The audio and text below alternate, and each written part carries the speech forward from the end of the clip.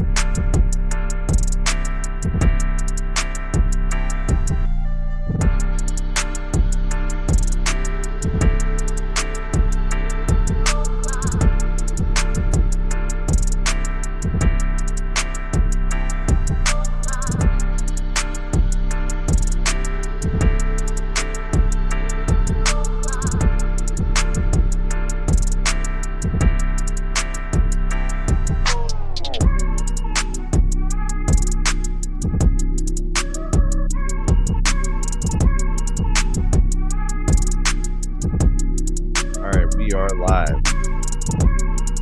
Oh yeah, Pacers. Yeah, Pacers. I want to know who the hell had the Indiana Pacers in the NBA Finals back when the season started in October. I want to know who, because you are a prophet, a basketball prophecy. If anybody was saying that the Indiana Pacers were going to be in the NBA Finals. I mean, I didn't have the Pacers in the NBA Finals until like they beat the Cavs. That's when I really thought, okay, this thing is like legitimately real. The Pacers are like a thing. At first, I mean, they got hot at the end of the year, but like, is that enough to say, okay, this is going to be the team that's going to beat the Celtics, beat the Cavs, beat the Knicks, whoever goes in front of them, right? I mean, and I think honestly, like that's who we really thought had opportunities to get to the finals. I'm not sure who else you could have said in the East. I mean, the Bucks were seriously flawed.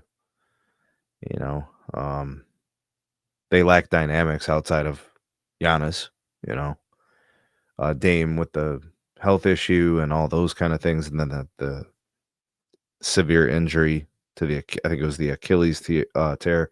You know, like it just, I just didn't see until they beat the Cavs, and they beat them like handily, right? Like they didn't. It wasn't even close. They won that series uh, pretty easy, dominant fashion. So I was like, okay, this team is real, right? And then they play the Knicks, and it was like more of the same.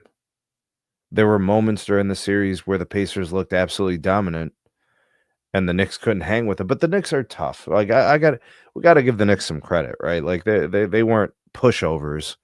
Like the Cavs almost felt like pushovers. The Knicks at least fought valiantly, you know. The but the series still kind of played out like we thought it would, you know. And now we got the Pacers and the Thunder, and I guess we could say these are the two most disrespected teams in the NBA. Because a couple of weeks ago, oh, it was the Timberwolves to the finals.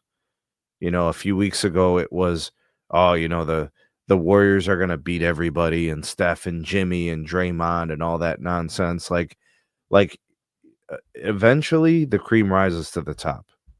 And these are the two best teams. And you know what? I'm going to start the show by kind of doing this, right? I just want to say to, you know, Adam Silver and anybody pushing these narratives about small market teams and all this. I want to be very clear about this. The two teams that are in the NBA Finals in 2025 here. And Razor, thank you, man. I appreciate it. Appreciate the you know, the support, and we're very happy to make 1,000 subs, and looking forward to the next 1,000, you know. And thanks for all that you do, and commenting in the videos and jumping on these live streams and hanging out with us. But yeah, this whole like small market teams NBA Finals with no large market teams. Like I know the NBA wanted the Knicks in the finals, but the Pacers were undeniable. Like they couldn't do anything about them. They were too good. And you know, the Celtics went down and the Knicks are now out. Right? So there's your big market teams in the East out.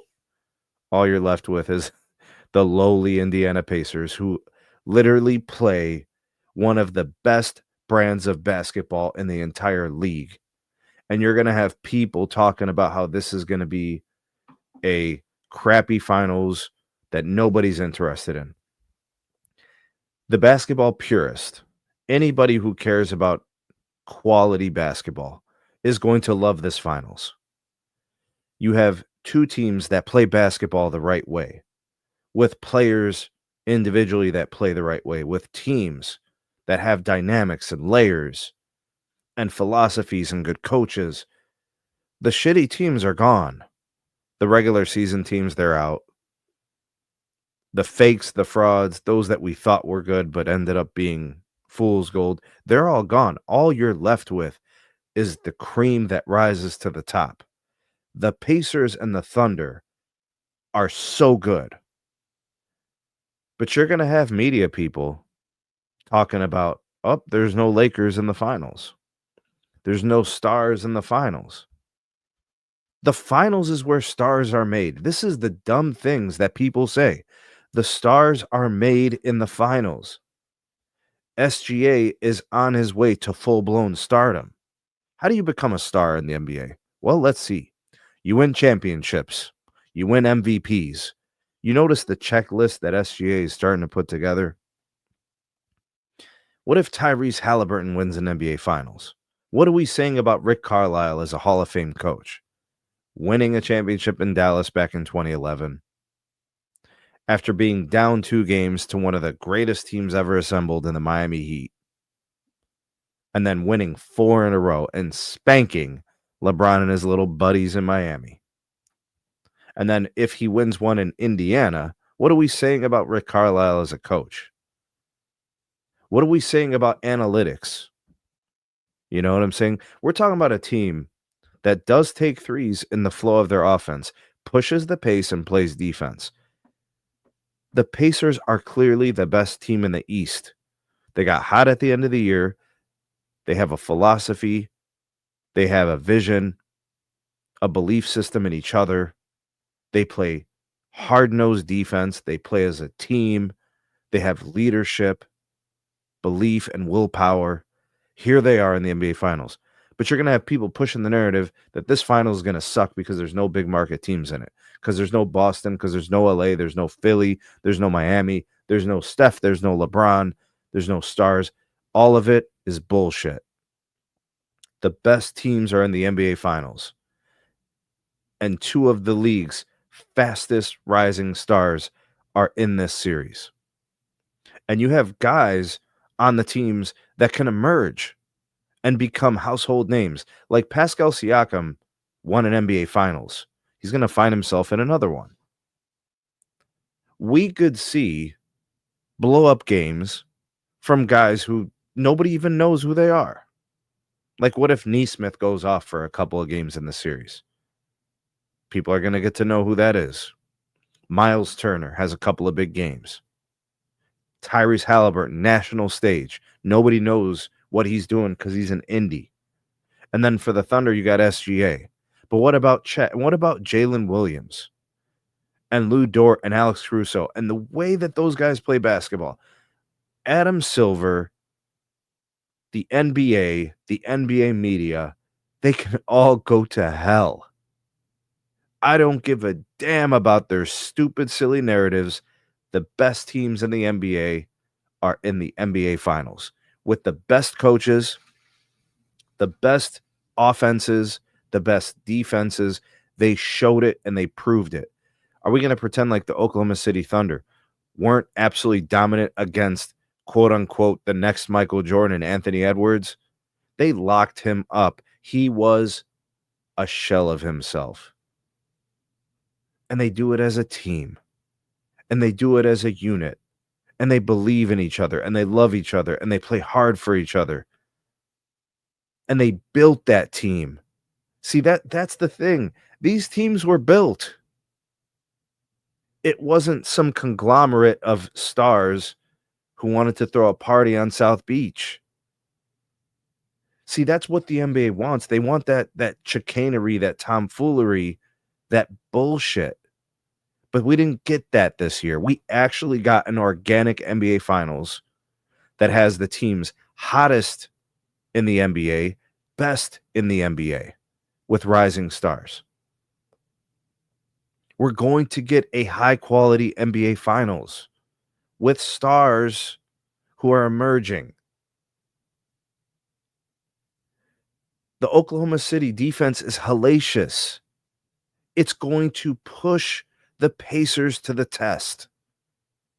Because we did see some games where the Pacers did kind of bail on their philosophy, and they lost those games. A couple of games to the Knicks, right? One of the games to the Cavs. Like, it's not like they're perfect, but can the Thunder do that to them 4 times? And we have seen the Thunder look mortal when they played the Nuggets, right? Teams that move the ball, right? Teams with reliable scoring. I'm just so happy to get an NBA Finals that doesn't come with all of the bullshit. Narratives, storylines, fake storylines, teams that are, you know, I don't even know what you want to call them, stacking the deck. I'm thrilled with this, and I'm so glad that the NBA and Adam Silver and these media people, they get to just sit the hell down and shut the hell up. Just enjoy some high quality basketball. And you know what? When it comes to like the media stuff, it's going to be all media for the next several days. Listen carefully. Listen to all of your favorite talking heads as they talk about the Thunder and the Pacers. They are going to sound defeated. They're going to sound bored. They're going to sound disengaged because it proves they don't care about the basketball. They only care about the names. But see, the real hoop fans, the hoop lifers, for those of you out there that watch my content, I started watching NBA basketball in the 80s when you had like household names that were winners and you didn't need silly narratives. The stories were told on the court, not told in the media on the shows and the talk shows and the talking heads. Like the big nose bandit Nick Wright and his dad right here, Adam Silver. Like, we don't need that. We need good quality hoops. Like, what makes players great is winning on the biggest stage. What makes stars? Championships, MVPs, dominance. Like, we're going to sit here and talk about dynasties and all this other stuff. I don't need dynasties. If OKC becomes a dynasty, great. If the Pacers can win a championship, great. I go with whatever the outcome is, but it's going to be pure organic hoops. I don't need to be force-fed storylines that are just conjured up out of nowhere, figments of people's imagination who are writing stories like it's fiction books. I don't need it. I didn't want to spend too much time on this, but it had to be said. Had to be said. Razor chimed in. He said, I'm interested in OKC versus Indiana. Both teams cannot afford the mistakes. It'll be playing chess. Absolutely. Both teams play defense. Both teams force turnovers. If you watched, the previous series, the Knicks versus the Pacers, what you saw was the Knicks being forced into turnovers and the Pacers taking advantage of it. Absolutely. And the Thunder, that's how they play. Razor with the follow-up. OKC is the best defensive team. Indiana is the most physical pressure team. They will both clash. This is going to be a tough series for both. So I want to speak to that, Razor. I think this is going to be a true test for SGA. I think up to this point, SGA's journey has been pretty smooth through these playoffs. There were a couple of touch and go moments against the Nuggets, right? But now he's going to get his true test because it's the biggest platform. You know what I mean? It's the biggest stage. That adds nervousness, anxiety, right? Everything gets tighter.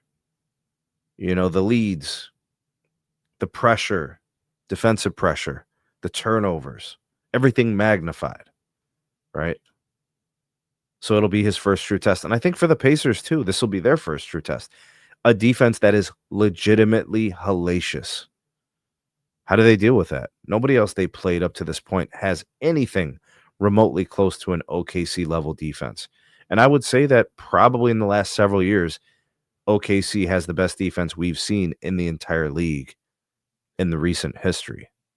Like, they're just so good. Perimeter defense, interior defense, they have it all, right? And the thing about the Pacers is, like, they wanna get out and push in the fast break. Like, can you do that against the Thunder? I don't know.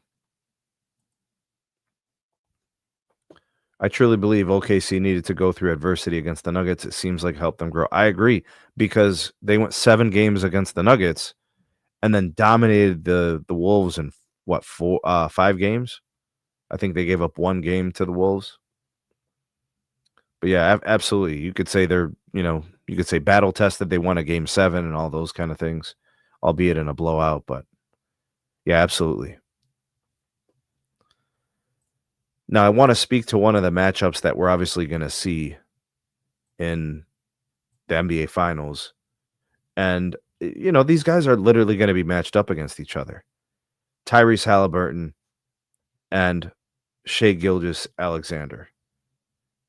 Like, they're going to be matched up against each other. We're going to see them going head to head. I think individually, SGA is going to have the better series. And the reason why I think he's going to have the better series is because SGA, I think, will be able to get to his spots and still get his points. I think he'll draw a lot of fouls, get a lot of free throws, what he's done over the course of the whole season. Indiana's defense, while it is very good and it is a pressure-based defense, it's not the Thunder's defense. So, for example, if SGA is being defended by Halliburton, SGA is going to cook him. But if they choose to go with more like the defensive matchups where they're going to try like some combination of like Neesmith and Nemhard, which I think it's going to be Neesmith. But like he's going to give him hell. Like there's going to be a lot of fouls drawn. That's going to put guys in foul trouble. Rick Carlisle is going to have to make adjustments. There's going to be unique pressures that Indiana hasn't dealt with yet this year. The Thunder in a 7-game series, right? I think SGA is going to have a bigger individual series. But Halliburton can still have his moments and he could still have big games. And the way he impacts the game is a little bit different. Tyrese Halliburton is a traditional point guard. This is a guy who averages like 10, 12 assists in the playoffs. There were some games where I think he had like a few games where he had 15 assists. He's a traditional point guard, in my opinion. SGA is as well, but I think SGA more so along the lines of he's going to look to score more often than the typical point guard, right? Like he's obviously a primary ball handler.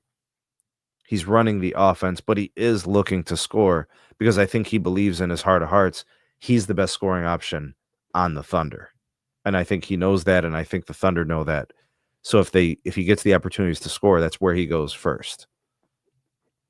But he's not afraid to dish the ball, and he's not afraid to move it around. And if it isn't there for him, or if other guys are open for looks, it's clean, it's a good look, high quality shot, he'll distribute as well. But there's going to be games where Tyrese Halliburton does have some really solid moments. It's going to be, can you put together enough of them to help kind of curve what the Thunder are doing? I think specifically for the Pacers in the series is they have to do they have to have a plan in dealing with Shea. Like you're not just going to go in there and say, okay, we're going to put Neesmith on him and call it a day. We're going to walk away from that. That's not going to work. Neesmith is going to be the primary defender, but you're going to have to be looking at rotations. You're going to be looking at, what do we do when we switch? Are we going to blitz this guy? Are we going to force him to pass the ball? Are we going to live with other guys taking threes? Lou Dortz, Case and Wallace. I do think Chet's going to be involved in those pick and rolls. They still have to defend Jalen Williams. J-Dub, if you guys noticed last series against the Wolves, J-Dub has been amazing. Like, I know he was a little quiet during the Denver series, but he seemingly has risen. Since that series, he's played much better. And then the other matchups, like, what are they going to do about, I talked about kind of what they're going to do about J-Dub. What is Indiana going to do there with that matchup? And then what are they going to do about Chet?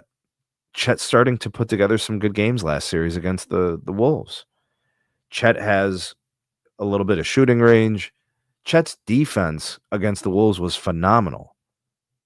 So you're going to see Chet look to build off of that experience in the previous series and him show up defensively. And I think, the rim rolls and, some quality looks in and around the paint area. Sure, take the threes if it's in the flow of the game and those kind of things. But he really had a good series, and I think that positive momentum will carry over into the finals. He'll look to be more assertive offensively, but defensively, I think he had a great series. He builds on that. Isaiah Hartenstein's gonna obviously do a hell of a job. In the playoffs, he's done great. He's going to be tasked with defending Miles Turner, who can stretch the floor. We've seen him hit threes all playoffs. Hell, Thomas Bryant was hitting threes in the last game. Game 6 against the Knicks. But I think the Thunder's edge lies in the perimeter defense with Lou Dort and Alex Caruso. I don't think the Pacers realize what's coming their way. I don't think they understand what the Thunder do. Like, people don't get it until they actually sit down and watch. And I think actually the only way to truly know what the Thunder do is when you play them. Like a 7-game series with Alex Caruso and Lou Dort. These are pit bulls. These are not your run-of-the-mill defenders. These are real, true-to-life, hard-nosed, defensive, like bulldogs. They don't back down. They always give their best effort on every play. They fight for every loose ball. They're poking the ball out. They're pushing back in the post. They're harassing you and stalking you on screens and off the ball and on the ball. Pressure the whole time. Alex Caruso single-handedly has disrupted every playoff series so far in this run for the Thunder. That's not going to stop. Lou Dort is always asked to guard the other team's best perimeter player. That ain't going to stop. And these guys are conditioned, and the team's pretty deep, so they have a rotation of players that come in off the bench and can continue to defend at a high level. Like, their defense doesn't drop off just because guys start taking breaks. Razor brings up this matchup, Lou Dort on Tyrese Halliburton. You're going to see that a lot. You are going to see Lou Dort harassing Tyrese Halliburton. Razor, quote me on this. You are going to see graphics on the screen during the NBA Finals showing Tyrese Halliburton with 0 field goal attempts in the first half of Game 1 or the first half of Game 2 or something like that. Or you're going to see a graphic that says Tyrese Halliburton 2 points in the first 3 quarters of this game. And it's going to be because of Lou Dort. And that's not going to happen once. That's not going to happen twice. I legitimately believe there are going to be several quarters where Tyrese Halliburton scores 0 points because of Lou Dort. The torture chamber. Hell yeah, that's going to happen. Hell yeah. And when Tyrese Halliburton is not being defended by Lou Dort, you might see the Alex Caruso matchup. Like, that's going to happen too. And they might shift and move guys around and all that. The Thunder have options defensively, right? They don't have to just put one guy on another guy, and they can play a lot of different ways. They can switch all things.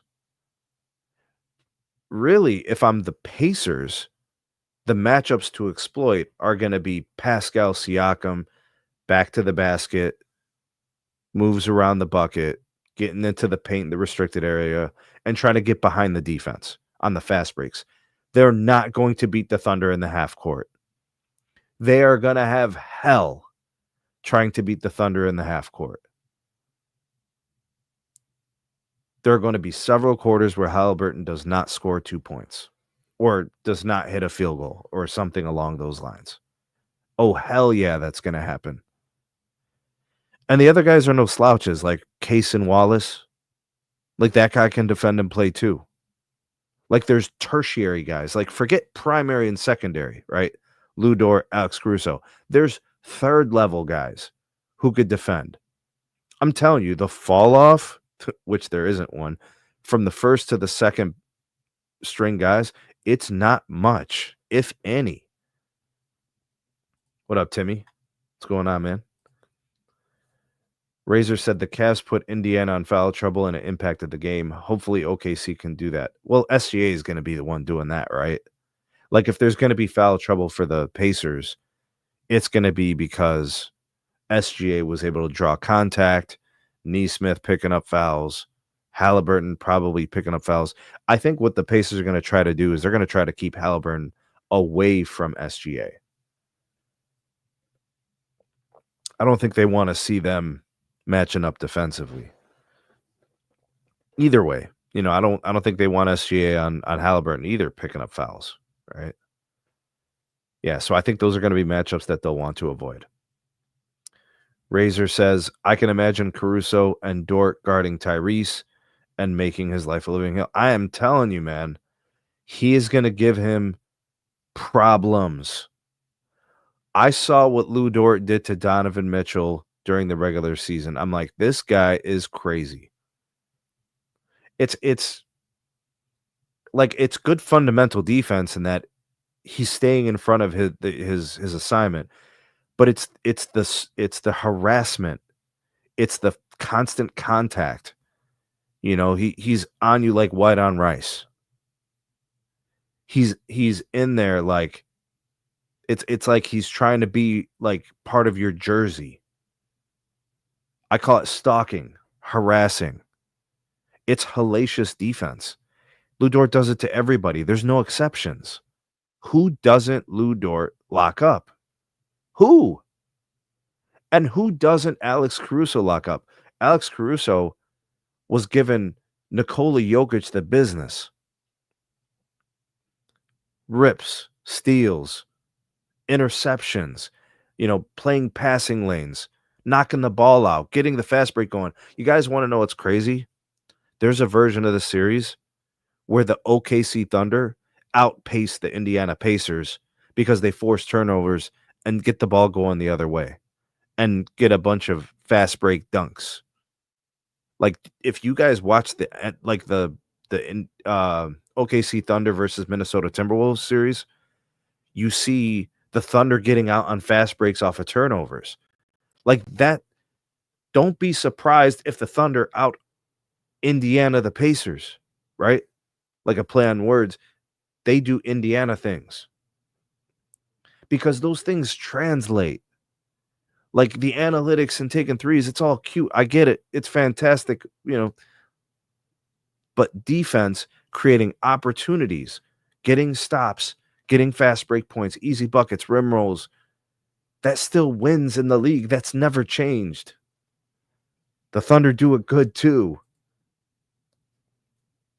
You know, Razor, I don't think Dort's done much offensively in the playoffs. But yes, he, you know, has shown to be an acceptable three-point shooter. There's nights where he gets pretty quiet. You know, there's nights where he goes like, you know, you could look at the playoffs, you know, box scores. You'll see Lou Dort going like 1 for 5 from 3. I mean, hell, there was one game where I think he was 0 for 6 in the first half. He finished the game strong. I think he made 2 of his 3 threes in the second half. But like that's serviceable because what he's giving you on defense is just so elite. I mean, there were games this playoffs where Alex Caruso was giving you 20 points, 18 points, 4 or 5 steals. You got multiple guys giving you multiple steals. I got to do my prediction. Like, I have to legitimately pick someone, right, to win the series. And I have to think about it from, like, the most realistic, the most probable, the most likely outcome in the series. I'm going to stick to my guns. I'm going to stick to my gut, my heart, and my mind. I think the Oklahoma City Thunder are going to win this series. It's hard to pick a games count, like how many games they win, right? Lakers in 5 and shit like that. But I do think the Oklahoma City Thunder are going to win this finals. I don't think it's going to be easy. I think most of these games are going to be close. Most of them. Like, so if this series goes 5 games, I think 4 of the 5 games are going to be close. If this series goes 6, I think 4 of the games will be close. If this series goes 7, I'd be surprised if it did. But if it goes 7, I think 5 are going to be very close. Again, I do think that this is going to be a really fun, entertaining, and engaging finals. Forget the names on the jerseys. Just watch the hoops. I'm going to go Thunder. Out of respect for the Indiana Pacers, the coaching of Rick Carlisle, the philosophy, the players, and how hard they're willing to play. Like, I don't know if the Thunder will outwork the Pacers every game, but I think they'll do it 4 times. I'm going to take the Thunder in 6. There's a possibility the Thunder could win in 5, but they would need the Pacers to kind of self-implode. They would need to defensively lock in so fiercely, they would be sucking the life out of the Pacers, forcing them to doubt themselves and basically quitting. I don't see it, right? I don't really see the quit in Indiana. They just don't seem like that kind of team. Not Rick Carlisle, not Tyrese Halliburton, not these Indiana Pacers. They don't look like quitters to me. So I think 5 games is not likely. I think 6 games is more likely. I just think the Thunder's defense is just that good. And Indiana's going to find it very difficult and challenging to score. I think there are going to be 2 games where the Pacers can't score 100 points. They're going to have like 95 or something, or 90. That's how good the Thunder defense is. That's not a knock to the Pacers. I'm not trying to disrespect the Pacers. I just really believe in what the Thunder are doing. And I could be wrong. I shouldn't speak in absolutes. Like, I think it would be disingenuous to say that the Pacers can't win the series. Like, they got here. And they got here in dominant fashion. They made short work of the Cavs. They beat the Knicks in 6. You know, like they've been excellent. I just think SGA is too good. I think Jalen Williams is too good. I don't think they can bottle up those guys enough. I think defensively, Lou Dort, Alex Caruso, I think they're too good. Whoever are the best 2 perimeter scorers for the Pacers in the series, Lou Dort and Alex Caruso are going to put an end to that. Like, maybe if Indiana has a chance in the series in terms of winning the series, a superhuman effort from Tyrese Halliburton, Pascal Siakam, and Nesmith. That's all I got. I doubt that Miles Turner is going to be super impactful. I think defensively he's going to be important, right? I think he's going to have to do be a daunting task of trying to defend Chet, right? Because Chet's very tall. The length is crazy. So he's young, so he's got good movement. He's quick. I got to take the Thunder. I think the Thunder in 5 is less likely than Thunder in 6. I think that's the most likely. Thunder in 7, I think that would be amazing. I like the Thunder in that instance. They already won a game 7 against the former champion Denver Nuggets, former MVP Nikola Jokic. You know, like, what are these teams' weaknesses? What's the Thunder weakness? Maybe you could say sometimes they find it difficult and challenging to score without SGA on the floor. You know, some of that. For the Pacers, what's their weakness? We've seen the 3-point shooting go cold sometimes, you know. But they move the ball and they get out in transition, and you know, they got ways of scoring, different ways. They got layers. Indiana's tough as shit. Like, you are just not going to beat them up. You're not going to outwork the Indiana Pacers. I mean, if anybody can do it, it's the Thunder, but I doubt it. Seriously. This is going to be a hell of a series, man. I dropped the link in the live chat for anybody who wants to come on and talk Pacers versus Thunder in the NBA Finals. Man, I think this is going to be a great NBA Finals. Forget the names on the jerseys. Forget the media narratives. Small market teams, blah, blah, blah. Spare me the nonsense. The Pacers Thunder's Finals is going to be phenomenal. I don't care what Alien has to say about it. I don't care what the media has to say about it. I don't give a damn. This series is going to be fantastic. Do you guys know how many NBA Finals the Indiana Pacers have won? I don't. So I'm going to look it up. According to Google Gemini, the Indiana Pacers have not won any NBA championships. The Pacers did win 3 ABA championships dating back to the early 1970s, where they won an ABA championship in 1970, 72, and 73. Before joining the NBA, they have reached the NBA Finals once, which was in 2000, where I believe they lost to the Shaq and Kobe Lakers in 6 games. If you guys remember that team, that Pacers team, I think that was the team that had like Reggie Miller, Jalen Rose, those guys.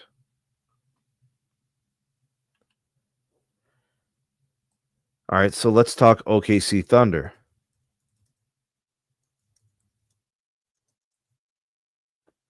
The Oklahoma City Thunder are the former Seattle Supersonics.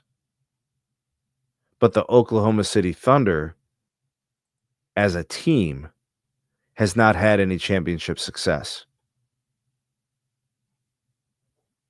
I think if you go back to like the ABA years, I think maybe Seattle, the Supersonics, had some success. They had 41 seasons. I think they in 1978 and 79, the Sonics went to the NBA Finals, but lost in 78, and then I think they won it in 79. So as a Seattle Supersonics. But I think it was the year that Kevin Durant was drafted. He was drafted by the Seattle Supersonics, and then they were relocated to Oklahoma City in like 08, 09. Or however the hell that went. It's whatever that whole series of events went. And then they went to the NBA Finals in 2012 and lost to the Miami Heat. We are going to have a new champion, a team that has never won a championship before, right? The Pacers have ABA success. They don't have any NBA success. The Thunder are a new franchise, essentially, right? Unless you want to count like the Seattle Supersonics championship in 79.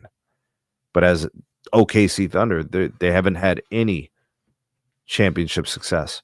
One of these teams is going to win a championship. Look, I don't really care who wins, one way or the other. I just know this is going to be a chess match. A chess match of defensive matchups and switches and pressure. And one team goes on a run and the other coach is going to have to call a timeout and make an adjustment. Whether it's with the guys on the floor or pulling guys off the bench. Everything up to this point, Mike Daignault, OKC Thunder head coach, outside of a little bit of an issue in the Denver Nuggets series in game 1, he's been phenomenal. Can he continue? Rick Carlisle up to this point, phenomenal. Can he continue? Somebody's magical run is about to end. And you know what's crazy? The Thunder are going to be heavy favorites in the series, I believe. Right? Maybe I'm wrong. I'm going to check the Vegas odds. NBA Finals Vegas odds. Let's look this up. I'm curious to see what the line is. Because I'm not a betting guy. Maybe you guys are. I'm not. Okay, let's look at what the betting odds are. At the moment, and when was this published? May 29th, 8:13. Wait, I need something more recent than this. Okay, let's check DraftKings. Let's see what they say. It says the Oklahoma City Thunder are favorites to win the 2024-25 NBA Finals at minus 700 odds. Minus 700 OKC. The Pacers are plus 500. The Oklahoma City Thunder are massive favorites. The Indiana Pacers are massive underdogs. Spend 100, make 500. I don't know. That might be worth a bet. I don't know if you're into those kind of wagers. But everybody's expecting the OKC Thunder to win this series. And you know what's crazy about that? The Pacers don't mind. The Pacers are perfectly comfortable being the underdog. In fact, something tells me Rick Carlisle, his entire process as a coach, depends on his teams needing to be the underdog. Because when I look at what they did in Dallas back in 2011 against the Heat, the Mavericks were underdogs. When I look at what Indiana has done in this particular playoff run, I don't even know if they were the favorites against the Bucks. I have no idea. I know they weren't favorites against the Cavs. Was Indiana even a favorite against the Knicks? I don't know. I'll have to go back and look at some of those numbers. But they are huge underdogs against the Thunder, and I'm telling you guys, Rick Carlisle is going to leverage that in his pregame speeches as he's getting his guys ready mentally for this NBA Finals. That is going to be his approach. We're the underdog. Our back is against the wall. Everybody's counting us out. Let's go out there and prove them wrong. And then what's the message in OKC? This Pacers team is tough. This Pacers team is fast. This Pacers team won't quit. This Pacers team is going to put pressure. That's going to be the Indiana Pacers process. That's going to be the OKC process. Mike Dagnall is going to have to get through and say, look, this is the most dangerous team we've played all year. We got to be on our toes. We got to be disciplined. We got to get back on defense. We got to stick to our philosophy. We got to do what we do well. We can't let them take us out of our plan. Focus. The inexperience factor. Well, who does it help? There's no experience for the Pacers. They don't have any experience. They've never been to a finals. None of these guys on the Pacers have been to a finals. Not that I know of. Is there anybody on the Pacers that has gone to the NBA Finals outside of their head coach? And for the OKC Thunder, who's got finals experience on the OKC Thunder? These guys are young guys, young dogs that don't know any better.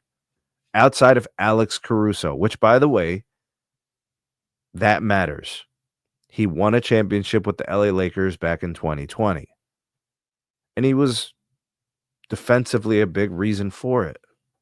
And here we are, him probably going to convey that message of focus. Don't drink your own Kool-Aid. Don't be sipping the sauce. He's going to have to get that message across to his players, especially SGA. And I really, really hope that J-Dub comes up big in the series. Because SGA is going to need a running mate. He can't do it alone. This Pacers team is too good. Man, this is going to be a fun and exciting NBA Finals. I'm going to enjoy every minute. I won't miss a dribble. I won't miss a shot. I won't miss a rebound. It's just going to be good, quality, hard-nosed basketball where defense and rebounding matter.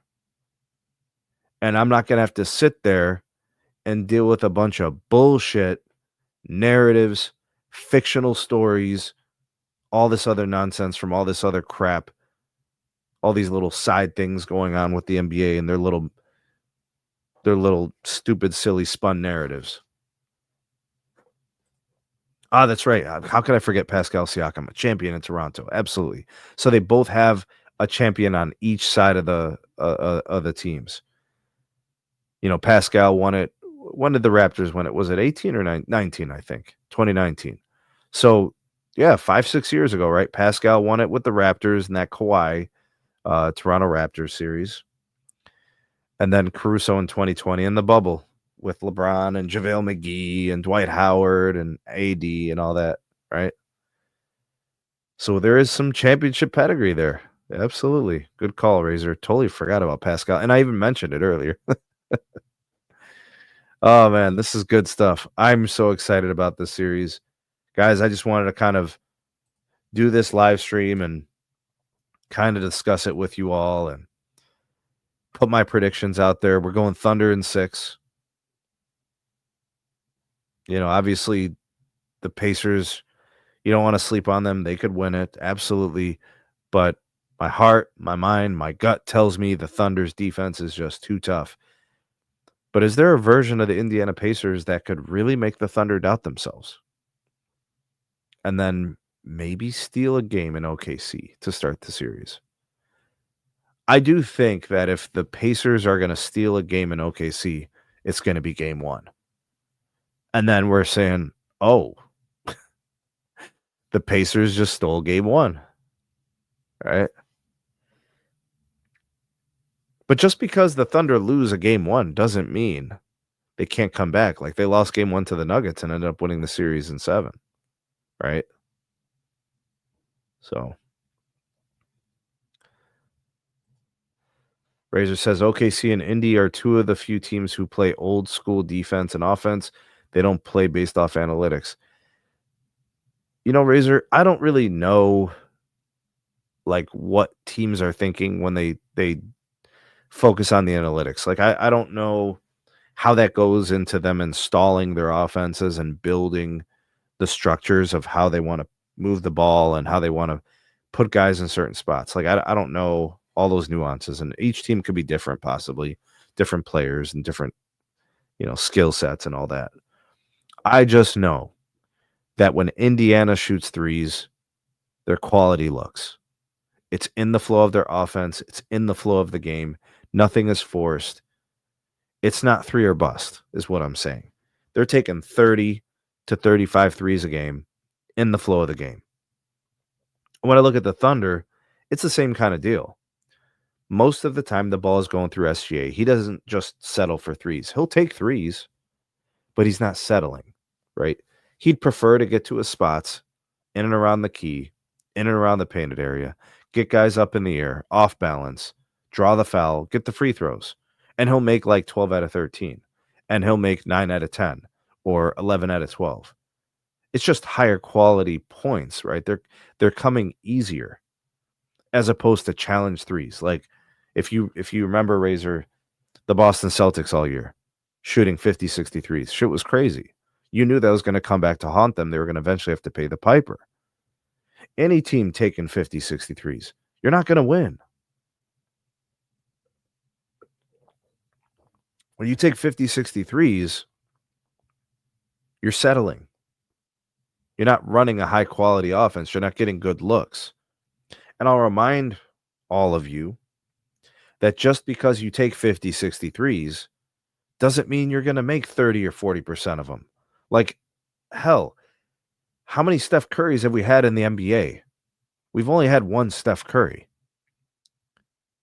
Like, every team that takes all those threes, like, look at you. You're all home because your offenses weren't good enough, because these guys run some good offenses. Man, those analytics guys look really, really foolish right now.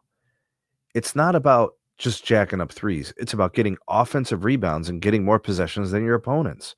And that increases the likelihood of chances to score. And it's the defense that keeps you in the game. I mean, think about it. If you miss 2 or 3 shots in a row, if your defense is good, you might get the ball back with no damage because they get you 2 or 3 stops. Defense good enough to make the other team take a bad 3 or settle or get a, shot clock expiration or cause a turnover. That's what good defenses can do. So if the Thunder can't score for 2, 3, 4 possessions, maybe 2 minutes, their defense is good enough to where they might only give up a couple of points. I'm going with the Thunder. And I like Indiana. I respect what they're doing. I'm going with the Thunder. Hellacious defense.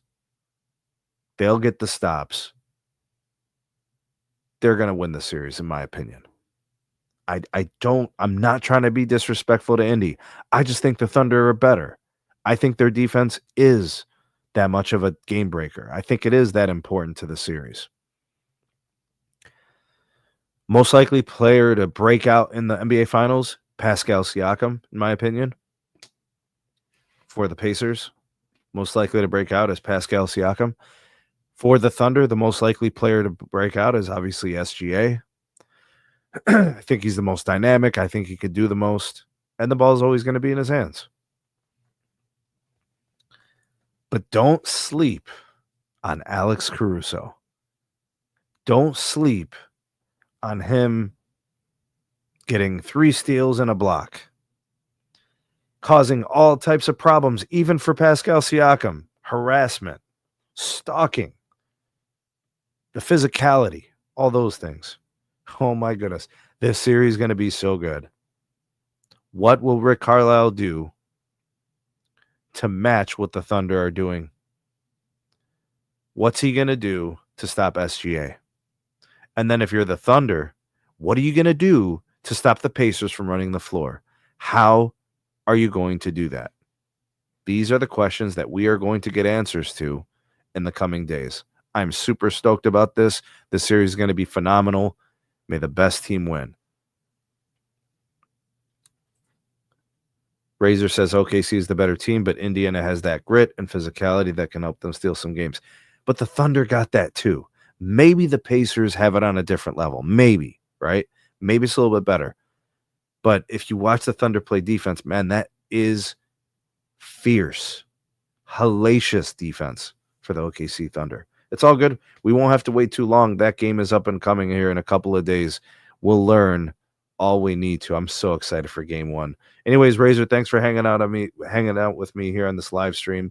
I hope everybody enjoyed it. Everybody watching this on the playback on DVR. Thank you guys. Appreciate you. Drop me some comments, likes, and shares are greatly appreciated. We've got all types of videos coming out. Stay tuned. We're going to do some more analysis stuff with this series, and I'd love to do another live stream to discuss it with the community. Thanks for everything. I hope you guys have a great rest of the night. We'll see you guys soon on the next one.